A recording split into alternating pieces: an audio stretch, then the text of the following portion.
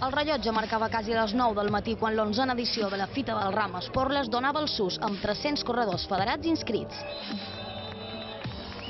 Homes i dones de totes les edats, això sí, ben preparats físicament, començaven la 6a prova de la Copa Balear de curses de muntanya i l'expectació a la sortida era màxima.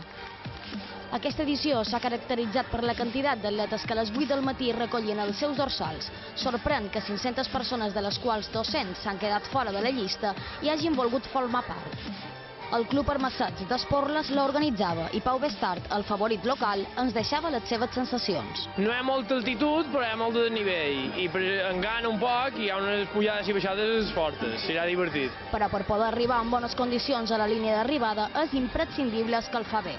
Amb les sabates ben cordades era el torn de posar to les cames i per als participants qualsevol lloc és vàlid per fer-ho.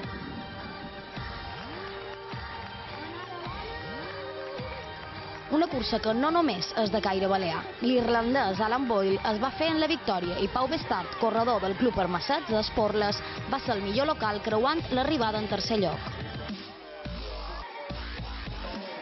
Les dones també van dir la seva a la cursa. Núria Bascunyana, també d'Armessats, va ser la guanyadora. M'he vist molt bé, he estat contenta perquè és la carrera que organitza el meu club i estic molt contenta de guanyar. Tots els participants que anaven arribant trobaven fruita i beguda per tal de recuperar energies. El més important després d'una cursa tan dura és reposar forces i a la placeta d'Esporles tot estava preparat. Les caigudes i les lesions són inevitables. Per això, la feina dels fisioterapeutes es torna bàsica per tal de mollar els músculs i evitar mals majors. I la jornada va arribar a la fi amb el lliurament dels trofeus. Alan, Pau i Núria es varen dur un merescut reconeixement. A l'espera de la propera etapa, les cames es mereixen un bon descans.